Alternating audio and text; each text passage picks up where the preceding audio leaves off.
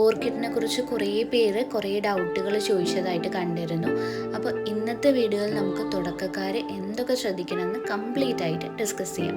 ആദ്യം തന്നെ നമ്മൾക്ക് ഓർക്കിഡ് ഏതൊക്കെ മീഡിയത്തിൽ നട്ടുകൊടുക്കാൻ പറ്റുമെന്ന് നോക്കാം. ഓർക്കിഡുകൾ ശരിക്കും മരത്തെ പറ്റിപ്പിടിച്ചുണ്ടാകുന്ന ചെടികളാണ്. നമ്മളത് ചട്ടിയിൽ വളർത്തുമ്പോൾ നമുക്ക് കരി യൂസ് ചെയ്യാം, അല്ലെങ്കിൽ ചകിരി യൂസ് ചെയ്തിട്ട് നട്ടു കൊടുക്കാം. അതും അല്ലെങ്കിൽ ഇങ്ങനത്തെ മരത്തിൻ്റെ കഷ്ണങ്ങൾ നമുക്ക് ചകിരി വെച്ച് പിടിപ്പിച്ച് നട്ടു കൊടുക്കാൻ പറ്റും. അല്ലെങ്കിൽ ഇങ്ങനത്തെ മരത്തിൻ്റെ തൊലി കഷ്ണങ്ങളുണ്ടാകും അല്ലേ, അത് ചട്ടിയിൽ നടുമ്പോൾ അതിട്ട് നമുക്ക് സെറ്റ് ചെയ്ത് കൊടുക്കാൻ പറ്റും. അല്ലെങ്കിൽ നമുക്ക് പീറ്റ് മോസ്, ഇതാണ് പീറ്റ് മോസ് കേട്ടോ, അത് യൂസ് ചെയ്ത് നട്ടു കൊടുക്കാൻ പറ്റും. ഇതിൽ നട്ടു കൊടുക്കുമ്പോൾ ഒരു കാര്യം ശ്രദ്ധിക്കേണ്ടത് വെച്ചാൽ നല്ലപോലെ വെള്ളം ശേഖരിച്ച് വെക്കും. അതുകൊണ്ട് നമുക്ക് ആഴ്ചയിൽ ഒരു തവണയൊക്കെ വെള്ളം കൊടുത്താൽ മതിയാവും ഇതിൽ നട്ടു വെക്കുന്ന ഓർക്കിഡ്സിൽ. അതുപോലെ തൊണ്ടിലൊക്കെ നമുക്ക് ഓർക്കിഡ് സെറ്റ് ചെയ്ത് കൊടുക്കാൻ പറ്റും.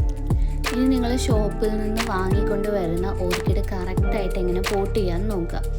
ഇത് സാഫാണ്, ഒരു ഫംഗിസൈഡാണ്. പ്ലാന്റ് നഴ്സറികളിലൊക്കെ കിട്ടുന്ന ഒരു ഫംഗിസൈഡാണ്. ഇതൊരു 2 ഗ്രാം നമ്മൾ 1 ലിറ്റർ വെള്ളത്തിൽ കലക്കിയെടുക്കണം. എന്നിട്ട് നിങ്ങൾ വാങ്ങിയ പ്ലാന്റ് ഇതിൽ നല്ലപോലെ ഒന്ന് ഡിപ്പ് ചെയ്തെടുക്കണം. ഇപ്പോൾ ഇവിടെ ഞങ്ങൾ എടുത്തിട്ടുള്ള ഒരു തൈയാണ്. അപ്പോൾ ഈ തൈ നമ്മൾ മുറിച്ചെടുത്ത് നമ്മൾ കുറച്ച് സാഫ് തേച്ച് കൊടുത്തിട്ടുണ്ട്. എന്തെങ്കിലും ഫംഗൽ അറ്റാക്സ് ഒക്കെ വരുന്നത് ഒഴിവാക്കാൻ വേണ്ടിയിട്ടാണ്. ഇനി നിങ്ങൾ നടാൻ ഉദ്ദേശിക്കുന്ന പോട്ടും ഇതുപോലെ തന്നെ ഈ സാഫിലൊന്ന് ഡിപ്പ് ചെയ്തെടുക്കുക. ഇപ്പം മൺചട്ടി ആയാലും ശരി, അതുപോലെ തന്നെ പ്ലാസ്റ്റിക് പോട്ടായാലും നിങ്ങൾക്ക് എടുക്കാൻ പറ്റും. മൺചട്ടി ആണെങ്കിൽ കുറച്ചുകൂടി ഈർപ്പം നിൽക്കും. അപ്പോൾ നേരത്തെ ഒരു വീഡിയോയിൽ പറഞ്ഞിരുന്നു, നമ്മൾ ഒരു തൊണ്ടിൻ്റെ പീസിൽ ഇങ്ങനെ കമ്പിറക്കി വെച്ചിട്ട് ഓർക്കിഡ് അതിൽ നട്ടു കൊടുക്കുകയാണെങ്കിൽ ഓർക്കിഡിന് നല്ലപോലെ ഈർപ്പം കിട്ടും. അതുപോലെ തന്നെ അത് കുറച്ചുകൂടി സ്റ്റേബിളായിട്ട് നിൽക്കും. നമ്മളൊരു കേബിൾ ടൈ യൂസ് ചെയ്തിട്ടാണ് ഓർക്കിഡ് അതിൽ സെറ്റ് ചെയ്ത് കൊടുക്കുന്നത്. അപ്പോൾ അങ്ങനെ സെറ്റ് ചെയ്ത് കൊടുക്കുന്ന സമയത്ത് അധികം ഡാമേജ് ഒന്നും വരുത്തരുത്. അപ്പോൾ ഇങ്ങനെ നട്ടു കൊടുക്കുന്ന തൊണ്ട് 15 ദിവസം വെള്ളത്തിൽ ഇട്ട് വെച്ചതിന് ശേഷമാണ് നമ്മൾ നട്ടു കൊടുക്കുക. അപ്പോൾ നമ്മൾ നടാനെടുക്കുന്ന കരിയാണെങ്കിലും തൊണ്ടിൻ്റെ പീസാണെങ്കിലും ഏത് മീഡിയം ആണ് നിങ്ങൾ എടുക്കുന്നതെങ്കിലും ഒന്ന് സാഫിൽ ഡിപ്പ് ചെയ്തെടുക്കുക. അപ്പോൾ ഇവിടെ നമ്മൾ കരിയാണ് ഉപയോഗിക്കുന്നത്. നിങ്ങൾക്ക് ഓടിൻ്റെ പീസുകളൊക്കെ ഉപയോഗിക്കാം കേട്ടോ.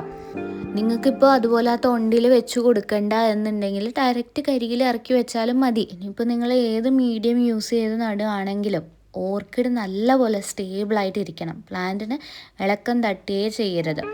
അതിന് അനക്കം തട്ടിയാൽ പ്ലാന്റ് നശിച്ചു പോകാനുള്ള, ഡാമേജ് വന്ന് നശിച്ചു പോകാനുള്ള ചാൻസ് ഉണ്ട്.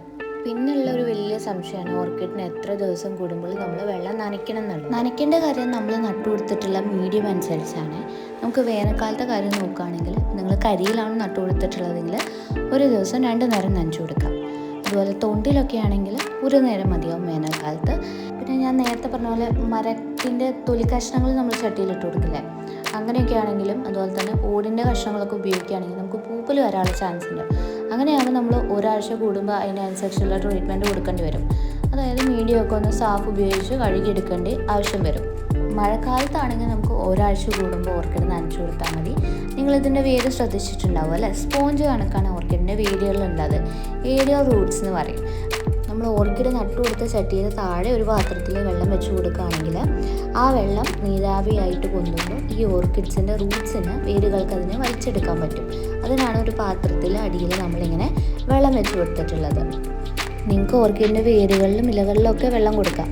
പക്ഷെ അതിൻ്റെ കൂമ്പിൽ വെള്ളം കെട്ടി നിന്നാൽ ചെടി ചീഞ്ഞു പോകും. അതിപ്പോൾ രാവിലെയാണ് വെള്ളം കൊടുക്കുന്നതെങ്കിൽ കൂമ്പിലായാലും ആ വെയിലിനും ചൂടിനും അത് നീരാവിയായിട്ട് പോകും. പക്ഷെ വൈകിട്ടൊക്കെ നനച്ചു കൊടുക്കുമ്പോൾ കൂമ്പിലാവാതെ ശ്രദ്ധിക്കുക. ഓർക്കിഡിന് ഹ്യൂമിഡിറ്റി വളരെ ഇമ്പോർട്ടൻ്റ്. അപ്പോൾ നമ്മളിപ്പോൾ മൺചട്ടിയൊക്കെ ആണെങ്കിൽ നനവ് നിലനിർത്തും. അതുപോലെ തന്നെ അടിയിൽ ഇങ്ങനെ വെള്ളം വെച്ച് കൊടുക്കുമ്പോൾ ആ ഒരു വെള്ളം നീരാവിയായിട്ട് പൊന്തി ആ ഹ്യൂമിഡിറ്റി ഇങ്ങനെ നിലനിർത്തും. ഇനി നമുക്ക് ഓർക്കിഡിന് എന്തൊക്കെ വളങ്ങളാണ് ഉപയോഗിക്കുന്നത് എന്ന് നോക്കാം. ആദ്യം നമുക്ക് പ്ലാന്റിൻ്റെ ഗ്രോത്തിനുള്ള വളങ്ങൾ എന്തൊക്കെയാണെന്ന് നോക്കാം. അപ്പോൾ പ്ലാന്റ് മെച്യൂർ അല്ലെങ്കിൽ നിങ്ങൾ പൂക്കളിടാനുള്ള വളങ്ങൾ കൊടുത്തിട്ട് ഒരു കാര്യമില്ല, അത് പൂക്കില്ല. പ്ലാന്റ് മെച്യൂർ ആവണം ആദ്യം. പ്ലാന്റ് എങ്ങനെ മെച്യൂർ ആവുകയെന്ന് കണ്ടുപിടിക്കുകയെന്ന് വെച്ചാൽ അതിൻ്റെ തണ്ട് നല്ലപോലെ വണ്ണം വയ്ക്കും. ഗ്രോത്തിനായിട്ട് പല വളങ്ങൾ കൊടുക്കാൻ പറ്റും. കറ്റാർ വാഴ വളരെ നല്ലൊരു ഓപ്ഷനാണ്. അതിൻ്റെ വളം എങ്ങനെ ഉണ്ടാക്കുന്നതെന്ന് വീഡിയോ ഓൾറെഡി ചാനലിലുണ്ട്. പിന്നെ അതുപോലെ മുട്ട പുഴുങ്ങിയ വെള്ളം നമുക്ക് യൂസ് ചെയ്യാം. പഴത്തൊലി ഇട്ട് വേവിച്ച വെള്ളം അത് നല്ലതാണ് ഓർക്കിഡിന് നനച്ചു കൊടുക്കാനായിട്ട്. പിന്നെ നമ്മൾ പയറ്, കടല ഇതൊക്കെ കുതിരാൻ വെക്കുമല്ലോ, ആ വെള്ളം ഉപയോഗിച്ചിട്ട് നമുക്ക് ഓർക്കിഡ് നനച്ചു കൊടുക്കാം. അതുപോലെ തന്നെ തേങ്ങാവെള്ളം അന്ന് തന്നെ എടുക്കുകയാണെങ്കിൽ 1 ഗ്ലാസ് വെള്ളം കൂടെ ചേർത്തിട്ട്, പച്ചവെള്ളം കൂടെ ചേർത്തിട്ട് നനച്ചു കൊടുക്കാം. അല്ലെങ്കിൽ പിറ്റേ ദിവസം പുളിപ്പിച്ചിട്ടാണ് എടുക്കുന്നതെങ്കിൽ 2 ഗ്ലാസ് പച്ചവെള്ളം ചേർത്ത് അങ്ങനെ നമുക്ക് നനച്ചു കൊടുക്കാം. ഇനി കൊടുക്കാൻ പറ്റുന്നത് NPK 19:19:19 ഇതൊരു 2 ഗ്രാം 1 ലിറ്റർ വെള്ളത്തിൽ കലക്കിയിട്ട് നമുക്ക് സ്പ്രേ ചെയ്ത് കൊടുക്കാം.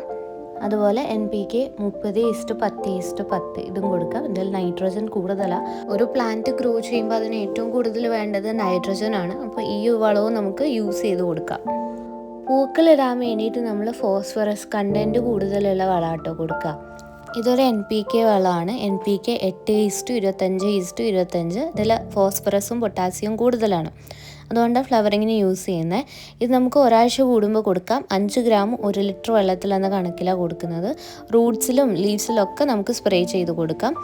പിന്നെ ഉള്ളത് NPK 13:27:27 ആണ്. ഇതിലൊക്കെ നമുക്ക് ഫോസ്ഫറസും പൊട്ടാസ്യമാണ് നൈട്രജനേക്കാട്ടിൽ കൂടുതൽ. ഇതാണ് ഫ്ലവറിങ്ങിന് സഹായിക്കുന്നത്, ഫോസ്ഫറസും പൊട്ടാസ്യവും കൂടുതലുള്ള വളങ്ങൾ. ഇത് കൂടാതെ കുറച്ച് വളങ്ങളും കൂടെ നമ്മൾ യൂസ് ചെയ്യാറുണ്ട്. ഓർക്കിഡ് ബൂസ്റ്റർ, ഇത് ഒരു 5 ml 2 ലിറ്റർ വെള്ളത്തിൽ എന്ന കണക്കിലാണ് സ്പ്രേ ചെയ്ത് കൊടുക്കുന്നത്. ഇത് പൂക്കളിടാൻ മാത്രമല്ല ഗ്രോത്തിനും എല്ലാത്തിനും സഹായിക്കുന്ന ഒരു വളമാണ്. പിന്നെ നമ്മൾ യൂസ് ചെയ്യാറ് ന്യൂറോബയോൺ എന്ന് പറയുന്ന ഈ ഒരു ഗുളികയാണ്. ഇത് ഒരു ടാബ്ലറ്റ് നമ്മൾ 1 ലിറ്റർ വെള്ളത്തിൽ നമ്മൾ കലക്കി കൊടുക്കാം. പ്ലാന്റിന് ആകെ മൊത്തം ഹെൽത്തിന് നല്ലതാണ്. പിന്നെ ലിക്വിഡ് സീവീഡ് എക്സ്ട്രാക്റ്റ്, ഇതും നമ്മൾ പ്ലാന്റിൻ്റെ ഓവറോൾ ഗ്രോത്തിനും ഫ്ലവർ ഇടാനൊക്കെ വേണ്ടിയിട്ട് യൂസ് ചെയ്യുന്നതാണ്. പിന്നെ നല്ലപോലെ ഗ്രോത്ത് കിട്ടുന്ന ഒന്നാണ് നാനോ യൂറിയ. ഇതൊരു 2 to 4 ml 1 ലിറ്റർ വെള്ളത്തിൽ നമുക്ക് സ്പ്രേ ചെയ്ത് കൊടുക്കുക, ഇലകളിലൊക്കെ സ്പ്രേ ചെയ്ത് കൊടുക്കുക. ഇത് പ്ലാന്റിൻ്റെ ഗ്രോത്തിന് വേണ്ടിയിട്ടാണ്. അപ്പോൾ നല്ലപോലെ പ്ലാന്റ് ഗ്രോ ചെയ്താലേ നല്ലപോലെ ഫ്ലവേഴ്സ് ഉണ്ടാവുള്ളൂ.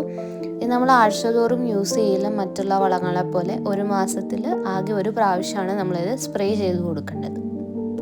അപ്പോൾ ഇത്രയും വളം കാണിച്ചതുകൊണ്ട് കൺഫ്യൂഷൻസ് ഒന്നും വേണ്ട. നിങ്ങൾക്കിപ്പോൾ ഒരൊറ്റ വളമാണ് യൂസ് ചെയ്യുന്നതെങ്കിൽ അത് തന്നെ യൂസ് ചെയ്ത് കൊടുക്കാം ആഴ്ചതോറും. അല്ലെങ്കിൽ നിങ്ങൾക്ക് പല പല വളങ്ങൾ ഓരോ ആഴ്ച കൂടുമ്പോൾ കൊടുക്കാനും പറ്റും. അപ്പോൾ ഏകദേശം ഒരു ഐഡിയ കിട്ടിയിട്ടുണ്ട് എന്ന് വിചാരിക്കുന്നു. എന്തെങ്കിലും ഡൗട്ട്സ് ഒക്കെ ഉണ്ടെങ്കിൽ കമൻറ്റ് ബോക്സിൽ കമൻറ്റ് ചെയ്യൂ കേട്ടോ.